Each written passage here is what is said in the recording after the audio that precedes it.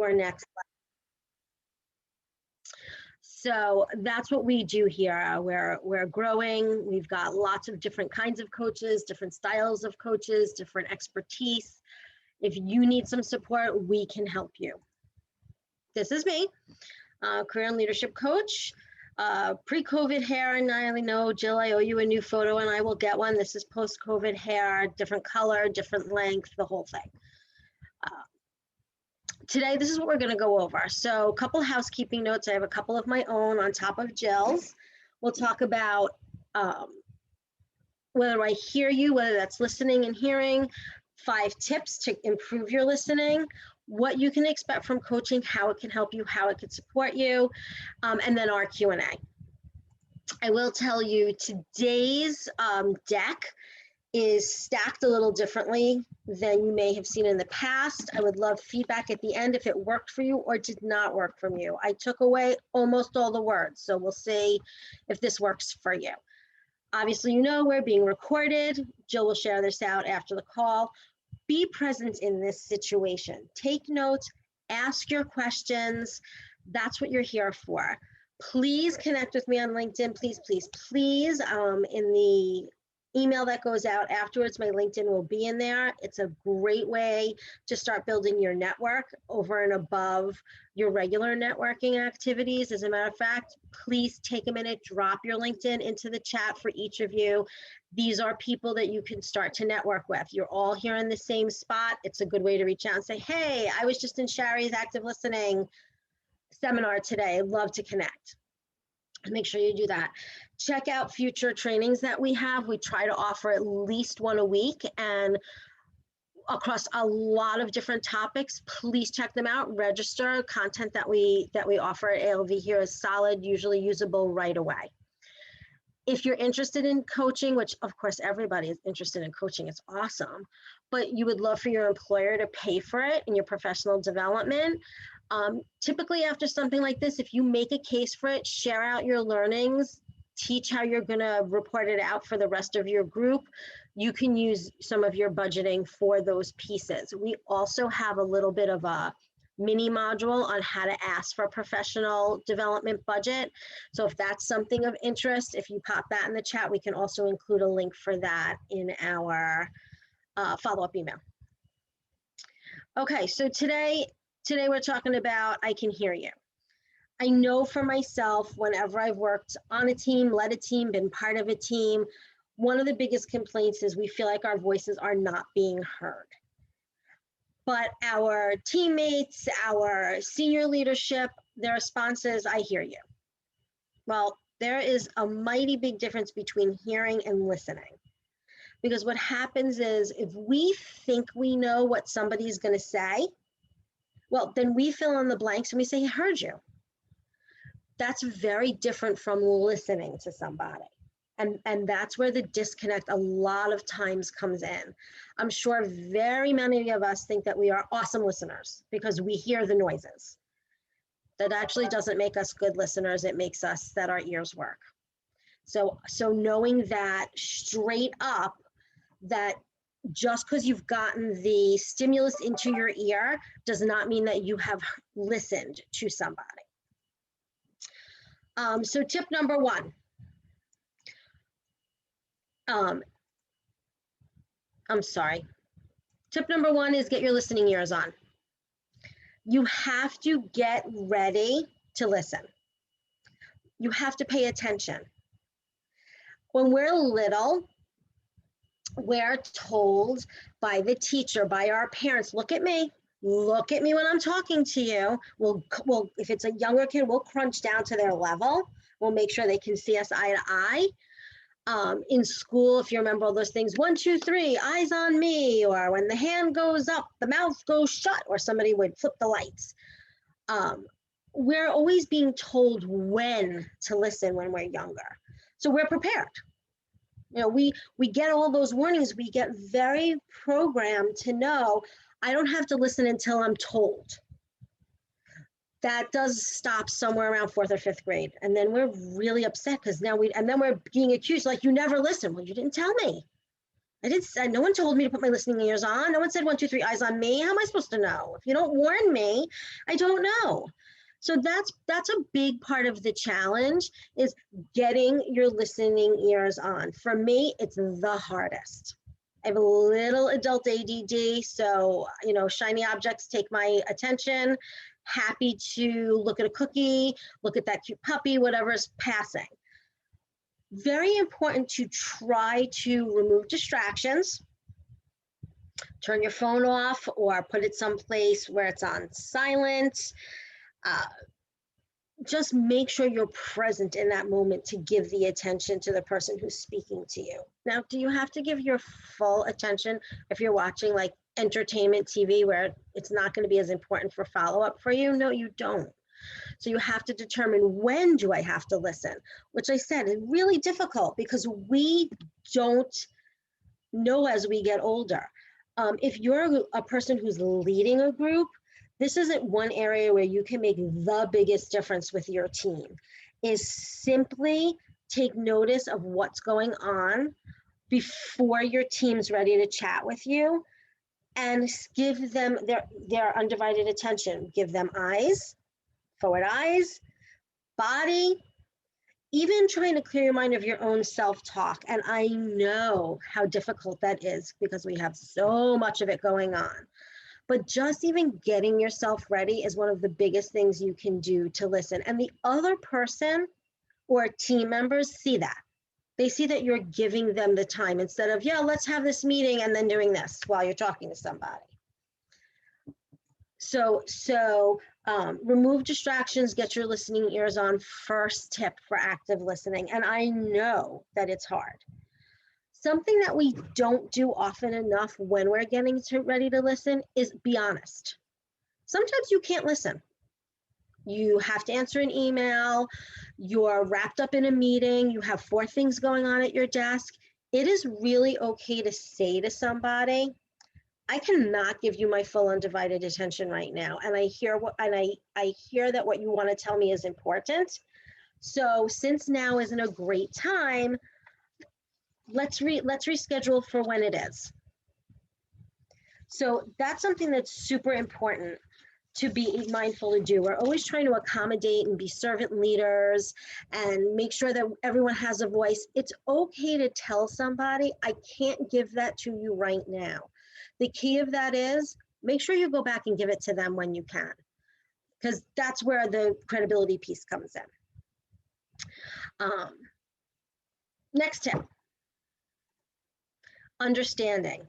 This is a huge piece of listening.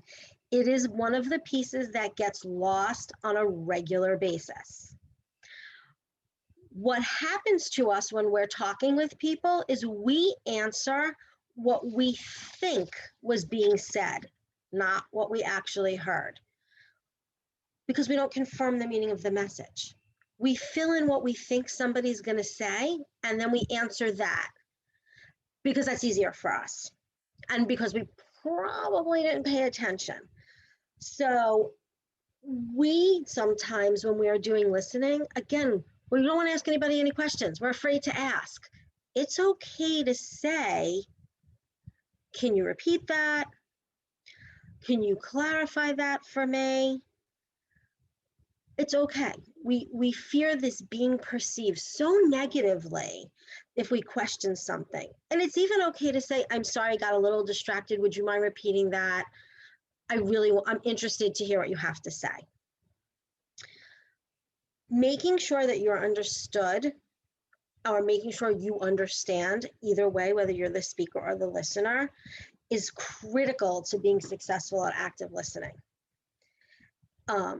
It's also probably one of the easiest parts of this whole process.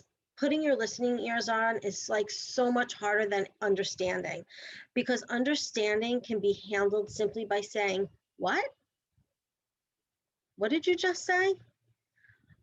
Other ways to confirm meaning is to paraphrase back what somebody said. I want to make sure I understood you. This is what I heard. Very often someone will say to you, that's not what I said, or that's not what I meant. So clarifying, making sure that you're understanding the message is hugely important. If you're a leader, a little trick question that I love to use with my teams, and I work with my leaders all the time when I'm coaching them, is this piece. After somebody speaks, if you're not sure that they understood the message, but they say they did, and you've done the whole, I just want to confirm you understood, and they don't ask any questions, you can say to them, what's going to be your next step now that we've talked about this? Because that tells you if they've understood what you said, and you can often reframe or course correct something right there before it goes any further. Which certainly helps being proactive instead of reactive, and also really gives the person who's speaking the opportunity for the exchange to be really, really positive as opposed to negative because they don't feel like they're being heard or understood. All right, tip number 3. This is the hardest one for me. I'm not going to lie. I am not good at remembering, especially if the conversation gets a little heated or has a little emotion attached to it. I'm that person who gets to the end and say, what were we talking about again? Not positive. Not positive when you're working with groups or really anybody in a personal situation. It makes people feel that they weren't important.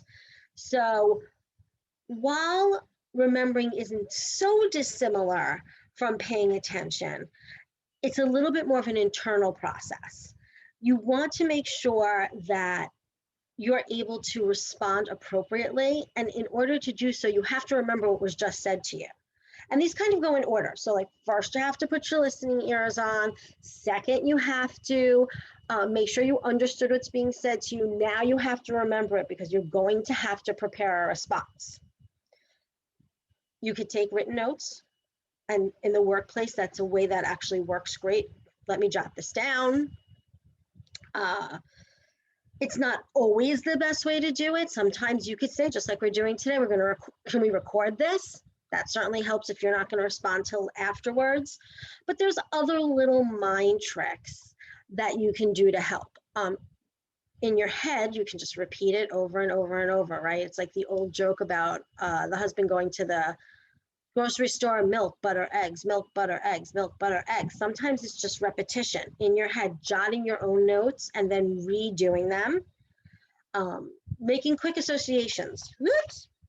Making quick associations, mnemonic devices, that always works. Because think of all the mnemonic devices or acronyms that you know right now for your life that you learned as a kid that you still know. If anybody remembers any really good ones, drop them in the chat. Those are usually fun to remember. Like, I'm not a math girl, and anyone who knows me knows I'm not a math girl, but I can PEMDAS with the rest of you. Like, I've never forgotten that I'm 53. I will remember it for the rest of my days, and I don't do math unless I can do it on a calculator. So anything that you can do to help yourself remember stuff is super important. And I will tell you, in today's technology, it's not unusual for somebody to say, hey, can I take a picture of that? Can I grab a screenshot? Can we record this? Not so years ago. So now we have that availability. And as a team lead, you can encourage your team to do that as well. It's okay to ask questions. And it's okay to ask if you're not remembering for clarification. It's okay to ask if I can record. So feel free to utilize the tools and the resources that are available for us. That's what we're here for. Okay, tip 4, we're moving. What do I say? Because we struggle with how to respond. Oftentimes, when we're trying to listen, a barrier for effective listening is we don't listen at all. We're worried about our response. So go all the way back to the beginning of today, where I said you have to put your listening ears on. That also includes not worrying about what you're going to say back. We're so programmed that we have to answer. Everything's immediate. You don't have to answer right away. You can take that blip for a moment and evaluate what the right response is. Make sure that what you're about to say is appropriate. Double check to make sure that you actually understood and remembered what's being asked of you or what's being discussed, so that your answer will be appropriate as opposed to just worrying about answering. Most of us hear noise coming in the ear and then words come out the mouth or on email. These other steps don't take place. That's sometimes where this active listening piece will fail us. So when you're up to this step, which is how do I evaluate what an appropriate response is, you have to look at what the person who's asking you or involved in this conversation with you might need. Do they require empathy? Do they need a direction? Are they looking for a solution? Because the first response that comes to your mind might not be the most appropriate response. So you might want to analyze the message a little bit. Think about what the outcome is looking like for the speaker when they're asking you something. What is it that they're looking for? What's the message? Again, make sure you understand it. What do you know about this person? So really important. How do they typically receive information from you? Are they asking for the sake of asking? Is there a root cause? Is there something in there that's going to change how you respond? Understanding that all of these pieces so far take very little time to do. It just takes practice to learn how to do them. When we're coaching, all of us coaches, when we're coaching, and again, especially when we're coaching with leadership or people who have some leadership responsibilities, this is one of the hardest concepts to grasp, because we all think we're good listeners, but we also all think we're great multitaskers, and we all think that we know all the things. So when you get to this step, you have to have first sort of gotten better at those other steps. And again, I'm going to go back to tip 1. It is the hardest one, which is remove your distractions and give that person or your team the full attention. It makes everything else easier. Over time, as that gets more consistent for you and you've built up that active listening practice and discerning when to actively listen, like I said, as opposed to having music play in the background where you might not have to give it your full attention, that will help how to evaluate appropriate responses, because you will start to know the context of who you're speaking to and how they receive information and what they're actually asking you, which is really important when you want to give your team that forward motion. Okay, excuse me, last and final tip, you have to speak. You have to respond. Not always easy again to do. But now that you've done all of the steps up to this, you've put your listening ears on, you've understood, clarified, asked questions. Sometimes that piece is the longest piece of the conversation. Constantly making sure you're understanding, you're clarifying meaning, you're making sure that you are understanding everything that's being told to you, asked of you. Making sure you remember, because like I said, I know I'm famous for that. I'll get midway through a conversation, especially personally. Professionally, it doesn't happen, but personally, I'll get through partway through a conversation and say, what are we talking about again? And it makes the person who I'm speaking to feel that you're not giving them credit or respect or any interest. And think about how we feel when we don't feel like we're being listened to. So really important to pay attention to those pieces.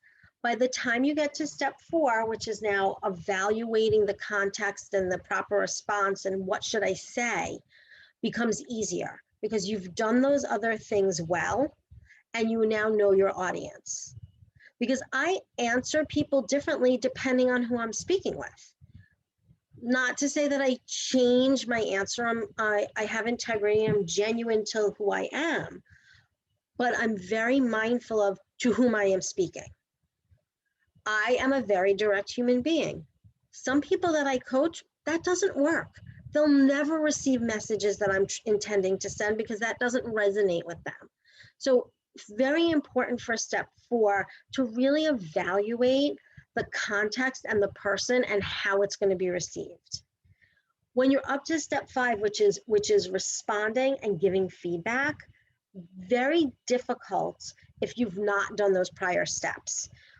Once you decide on what to respond, engage, respond, but watch. You can typically tell by somebody's nonverbal cues, and a nonverbal cue is anything that isn't said. So even a mouth noise like a, that's a nonverbal. So watch for those nonverbal cues when you're responding. You'll understand whether your response has been well received, if there's confusion, if they don't understand what you've said. And then in that moment, you now become the speaker, and the person you're speaking with or the group you're speaking to should become the active listeners. So you're going back through this cycle. So if you see a look of confusion on the person's face when you're responding, because you've already been through this cycle, you might be able to take a few steps to clarify what you're saying so they don't have to ask a clarifying question. You may take it back and associate it with something you remember from the previous conversation to show that you were remembering. And again, all of these things take time, take practice, and over time you will build some of these sort of inherent things that you'll know. Hey, whenever I'm talking to Tim, I know that he requires a lot of empathy. So I need to make sure that whatever I'm doing with him has that foundation in it. Whereas I know if I'm talking to Susan, she likes everything short, succinct, to the point. I find her most productive that way. So we need to make sure that I'm giving her what she needs to be able to do whatever has come up. And that's where me, as the active listener, is my responsibility to know all of these steps. After the whole exchange is done, you need to ask for feedback. And that's a hard part too, because we might not want to hear that we're not giving the information out the way we want it given out. Asking for feedback is super important to make sure, again, that they understood now what you've answered. Nonverbals come into play big here to make sure that you're hitting your mark. If you're not, go back. Maybe you didn't explain it in a way that made sense to the people who you were speaking to. Maybe you have to find some different language in order to have your message be heard and understood. You can, again, going back to the understanding step, you can say, so what are your next steps going to be now? One of my favorites, because it gives you so much information right in the moment, and it often doesn't make the person who you're engaging with feel anything other than, I got this, let me tell you what I'm going to do. And if it's not right, now you have that opportunity to correct, make sure you're understood, or make sure that person is understood so that you can move forward.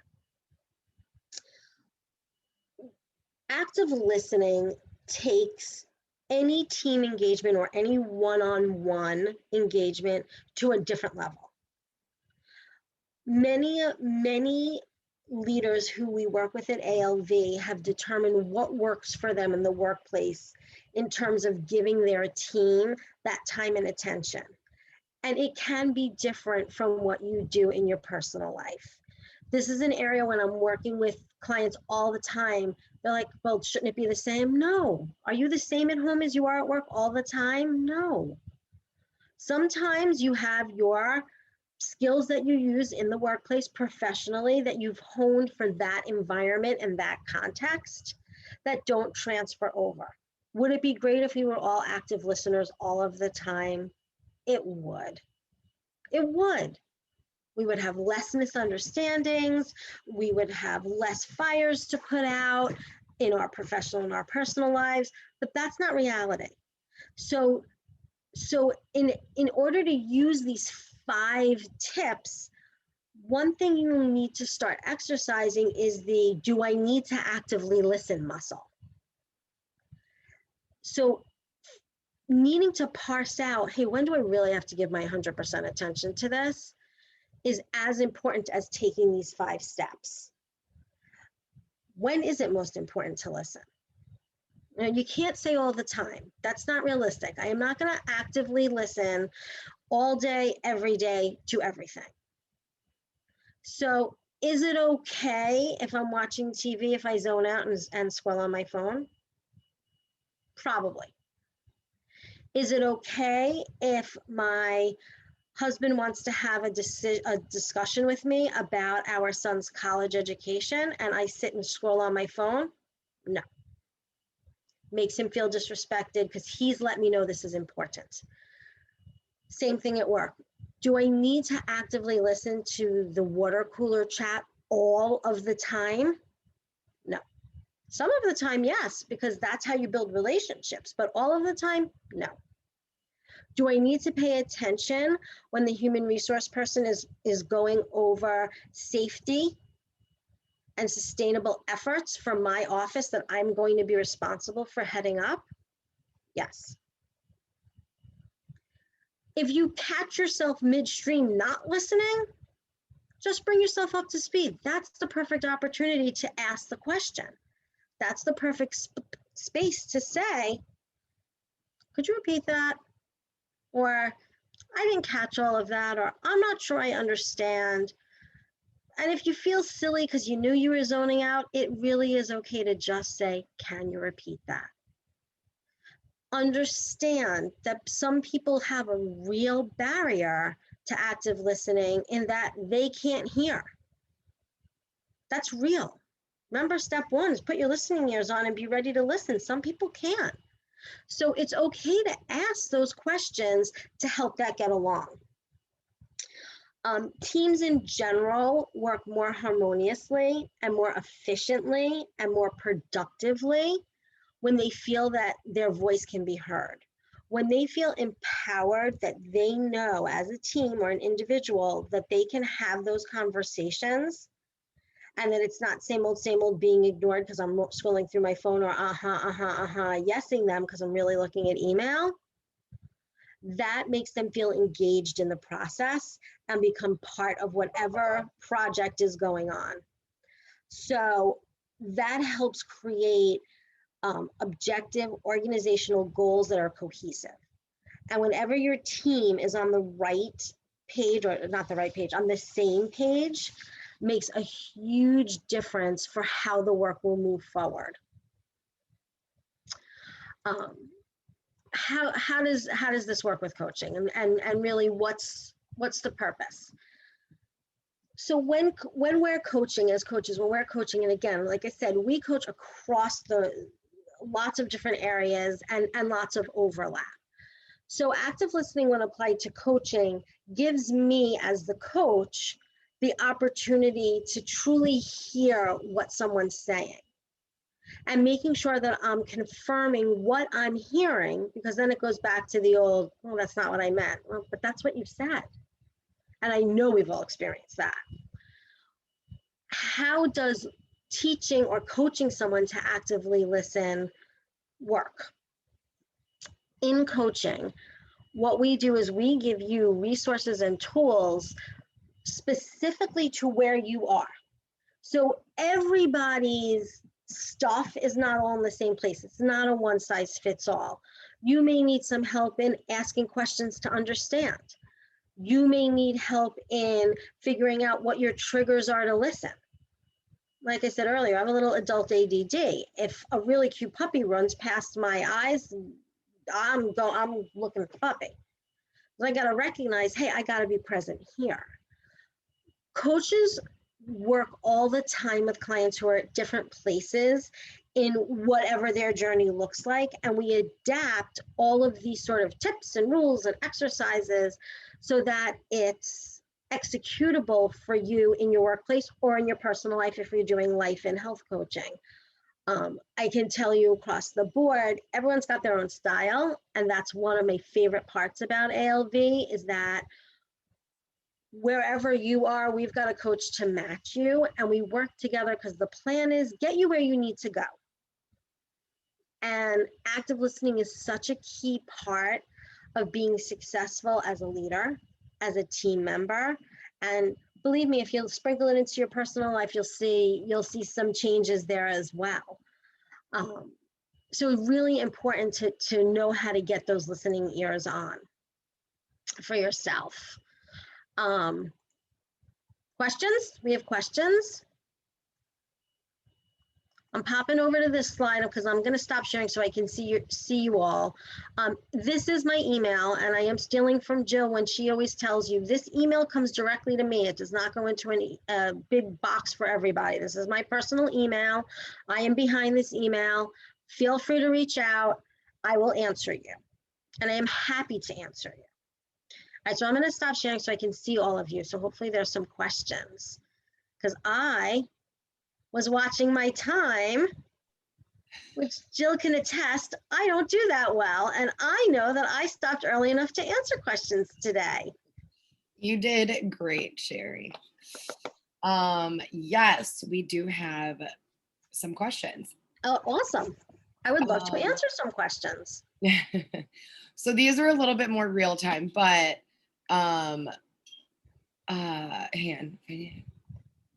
okay, so these are just kind of, I'll just do a few comments because I think those are worth mentioning.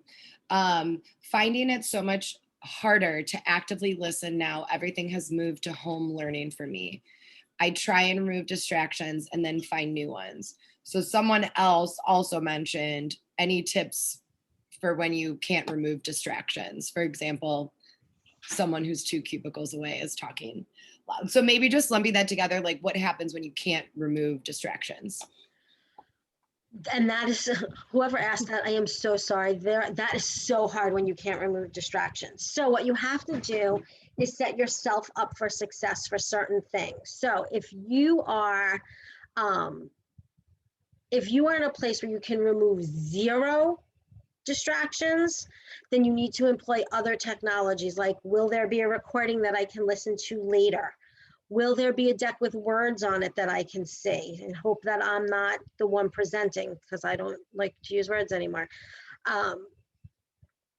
Then you start to play with what can help remove the distractions. Can you put earphones on with white noise? You know, even keep it at a low level, because if you're watching something on a webinar or something like this, and there's so much noise in the background that you can't concentrate, can you put earphones on so the noise comes literally directly into your ears? That sometimes removes other distractions. If you're in a work situation, sometimes it's time to have that conversation with your boss, which is, hey, I'm finding it really difficult to be productive in this environment because Jane, 2 stories down, and I'm not complaining about her, but her style and my style don't mesh.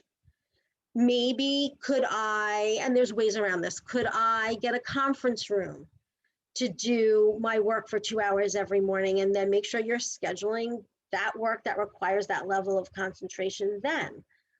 If you're home, find a place that feels that you can remove a decent amount of them, then work towards finding some things that keep you away from finding new ones.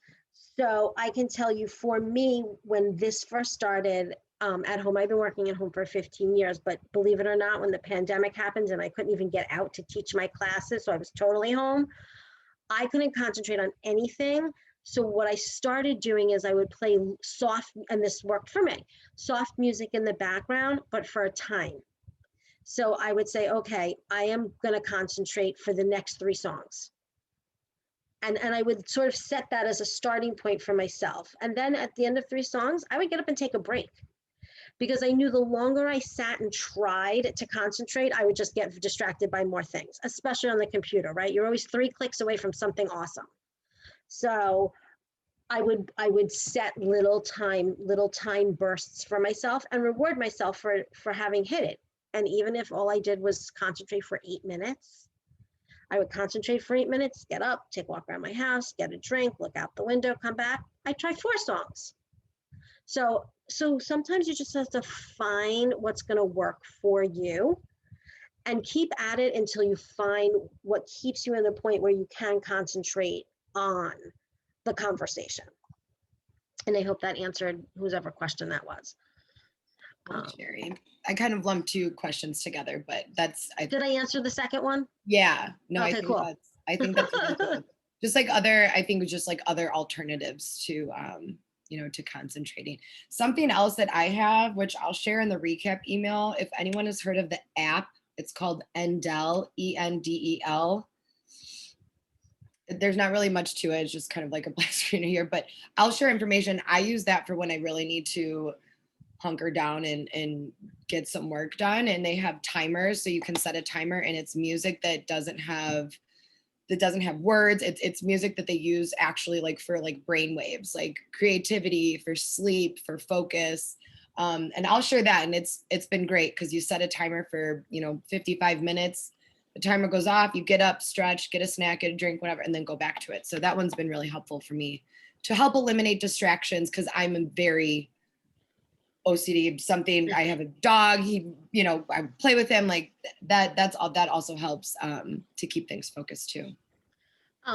Can you use that while you're listening to other people? So does it create enough space that you could hear as well? Yeah. So you can do it through your app on your phone, and it's really great because like even if I don't necessarily have my headphones in, I'll just play it, and it's still soothing and still helps based on the kind of music that it plays. It helps with focus, and even for sleep too. Really helps a lot for sleep. So. And you'd be surprised. I know a lot of people. I just told you have to remove distractions in order to listen. Understanding that a white noise or something behind you, while can be a distraction, can also be help because it blocks stuff out for you. And I can tell you, for me, that works, because sometimes when it's too silent, that's a distraction for me, because I'm like, it's kind of quiet. What's happening? And then I can't concentrate on what someone's saying to me because I'm worrying about why it's so quiet. And I can tell you that's the opposite for my partner. My husband, when he wants to have a conversation, it needs to be quiet. And sometimes our communication styles don't always sync up because of that. So that's where that understanding step becomes so important, to be able to ask questions, because it's so quiet sometimes. Like I said, I don't remember it. I'm always like, what are we talking about again? Because the quiet is deafening for me, but he can't hear without that quiet. So you make it work, you balance, you have to find out where you are. All right, I actually have the chat open so I can see some things here. What hacks me off is when people get annoyed when you repeat things to confirm what you had. A9K F0, that's too bad for them. Well, it's bad for me because they're my manager. You know what? It's okay to say to them, and you can acknowledge, I see what you're saying in the chat. The managers get mad that you're writing things down because you're not listening. You can say, this helps me listen more efficiently. I have trouble. I will not remember all of this, and I want to be sure that I'm doing what you say, understanding the project, fill in the blank here. So actually writing notes is helping me to listen better. And a lot of times, listen, some managers, I'm not purporting that every manager is going to respond, be receptive to that, but most will if it's framed in the way that it's a tool for you to be more productive. Because that's what you're talking about here, is being productive. Maybe there's a way for you to have a conversation by saying to them, listen, I understand that you're annoyed that I keep repeating things, but in order to avoid further challenge, further barrier, further whatever, this is how it works for me. Maybe they have another suggestion. Do you have another suggestion? Should we record all these conversations and I can listen back on my own? There's always a way to make it work. Sometimes it just takes a few rounds. Okay. Yeah, thank you. I think it's mostly an ego thing where they just don't, they're lazy. They want me to just sit there and listen and absorb it all. And I'm not like that. And they just don't want to be bothered by me repeating or trying to verify things or write things down. They just want to be able to shoot it off and move on. And I think it's their problem more than mine. What happens if you just take it all in, absorb, and then don't execute the way that was expected? They get mad either way. They get mad either way. Okay, so you may need coaching because you may be in a toxic environment. I'm not sure. So you could probably maybe use some coaching with some strategies around that, which could be a whole different situation. Yeah. Yeah. Thank you. Thank you. I definitely think coaching upward is what I try to do. Thank you. You're welcome. You're welcome. Maria, this is a great question. Jill, are you seeing this one? What do you do when some people never stop talking? So I see you've been in some of my seminars. Like when you think there's a slight pause for a response, but then they start talking to you all over again. There's a couple of different ways. One is just shut up and let them go again. And then when you think there's a break in the conversation, try to speak. You can also say something to the effect of, and it's okay to do this because this has now become more acceptable because of Zoom. Oh, I'm sorry, I thought you were done. Right. Before you could never say that to somebody face to face, but now that we're Zoomed and we've gotten into this habit of not being sure when people are ready to speak and with that awkward sort of pause thing, you can say, oh, I'm sorry, I thought you were done. Or you can say, I want to let you finish. I have a few thoughts. Let me know when you're ready to hear them. And again, we're always so afraid of saying that. Sometimes that gives people the space to feel comfortable to say what they have to say. But if they start talking over you, sometimes you can just shush, listen again. Maybe they need to get it all out and then move on. Are there supposed to be words on the slides? No, this was an experiment. I'd love feedback whether you liked it or didn't like it. I am not a word girl. I find that if I have words on the slide, you read them and you don't listen to me and you don't listen to each other and we don't listen. So I figured for active listening, I would try to remove distractions from you and give you something to look at that would maybe reinforce the message. So I would love to see if you liked it, didn't like it, blah, blah, blah. And to that, if this goes for all of our webinars. If you guys ever have any feedback, which this is something else I want to start including, just like a little brief survey for anyone that does have feedback, but those recap emails that come out, please feel free to respond to them so that we can hear any sort of feedback or anything that you might have. So if you like the slides without words, if you don't, and share maybe why you like something a different way. Same thing with topics. If you guys ever have any topics that you really want to learn about or something that you're currently struggling with, please let us know. So any and all feedback, we're still, we're growing, but we're still, startup-ish, and all feedback is always welcome. So. Well, and this goes right back to here at Ama La Vida, we have some of our commandments, our corporate commandments as building a corporate culture. And one of them is always be bettering and always be a perpetual learner. And we really embrace those in our coaching practice. So important. You're not going to hurt our feelings if you have something negative to say. We want to know, because in order to better how we're serving our clients, which you all are, we need that information and love to have it. Jill works her bottom off on putting out content that is relevant and resonates with our client base so that you have something that's of value. So if we're not giving you that, please let us know, because we will. Listen, you all have made a PowerPoint. It doesn't take that long. Like, we can fix it. We can change it. We can adapt it. That's what we do in coaching all the time. That's the whole point, a constant adaptation to where you're at. Hannah's got a great tip for you, an additional one. She uses an app called Forest. She can grow virtual trees, and if she touches it in the timer, her tree dies. She says it's surprisingly motivating to see how many trees you can grow while you're working away. So that's Forest. So try that one.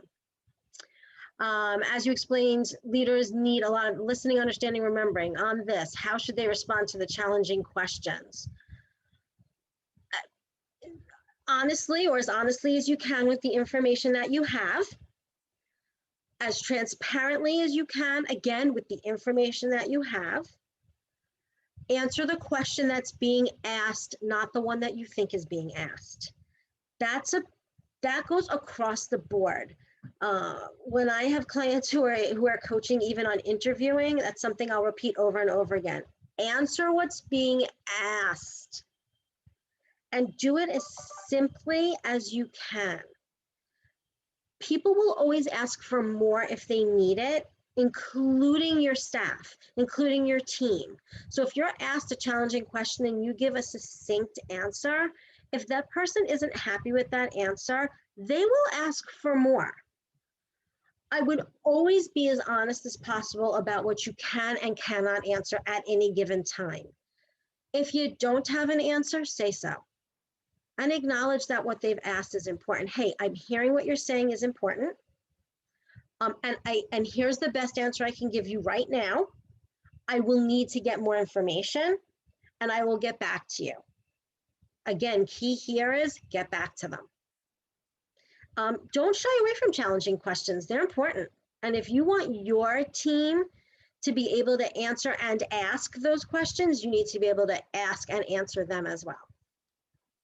Key there is transparency and succinctness.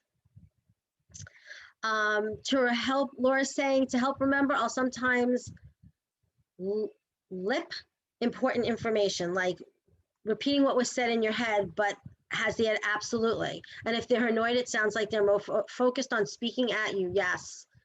Woohoo! I'm with you on that. Joan says it sounds like toxicity to her, A9KF0. So I don't know. You're getting a lot of support here. Karen liked the slides. Thank you. Not trying to read while you're talking, which is why I pulled them.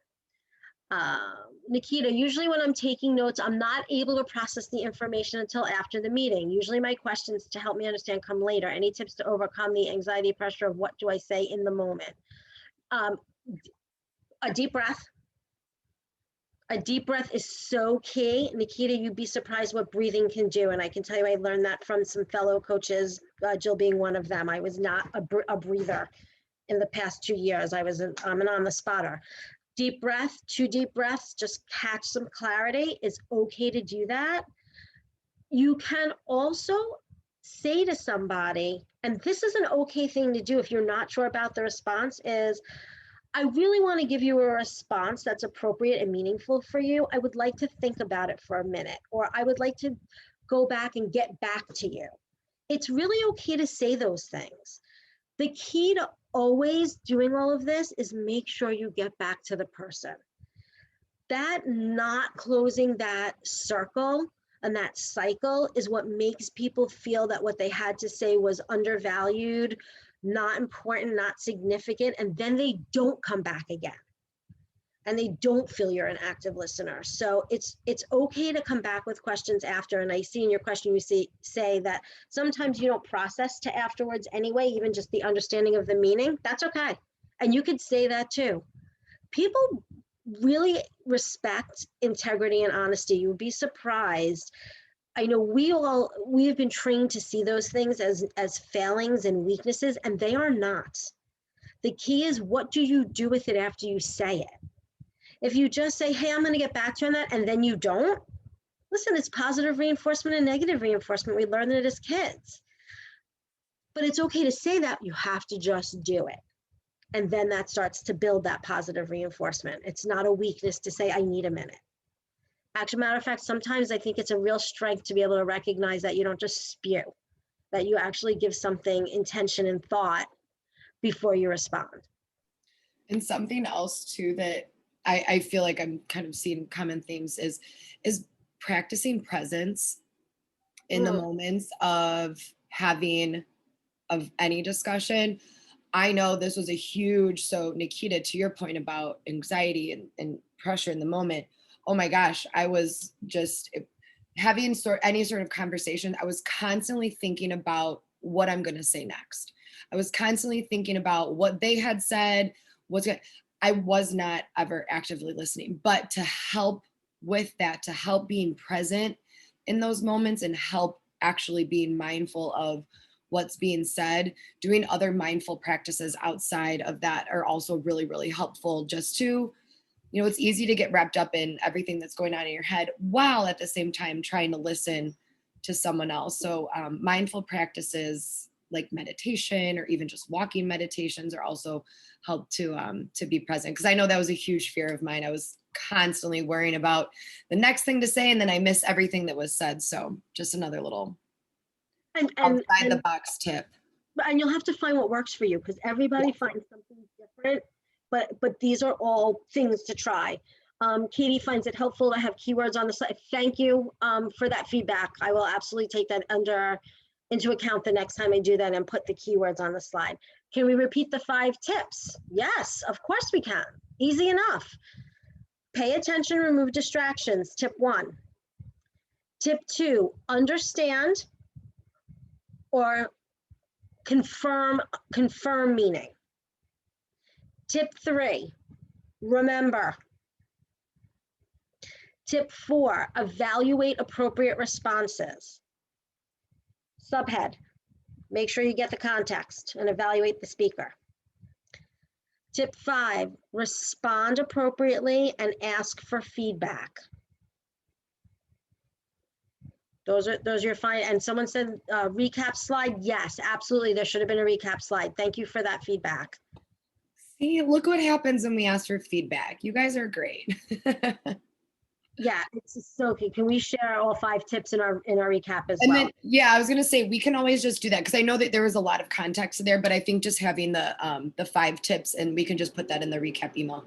That'll be good to. You know what, Jill? I wrote a blog on this very same thing, which is what this webinar is based on. Why don't you put that blog in? And it's absolutely 1, 2, 3, 4, 5. It's a short blog, and I'm not sending a lot of homework reading home. Good. We'll share the resources. Cool. Anybody else? Anything last minute? Feel free to reach out. We love, love, love when you reach out to us. If you do, we can set you up with a relationship strategist who could talk to you further about coaching and what we do here and how we do it and who you would work best with and all the other areas that we could support you in. So please feel free to reach out at any time. Jill's Jill at alvcoaching.com. I'm Shari at alvcoaching.com, and we actually like to get emails. We do. We do. That is true. Awesome. Well, thank you so much, everyone. Thank you for your questions and your feedback. And I love this. I love when the engagement rolls out to something like this. And great questions. Thank you all so much. And support. I love when people share their own tips, and that's even better. Always share what works for you, because there's certainly no right or wrong way to do much, except for maybe listening. There might be a wrong way to listen. All right. You're good. Yeah. Have a wonderful day, everybody. Thanks, everyone. We'll see you soon. Thanks, Shari. Bye. Thanks, Jill.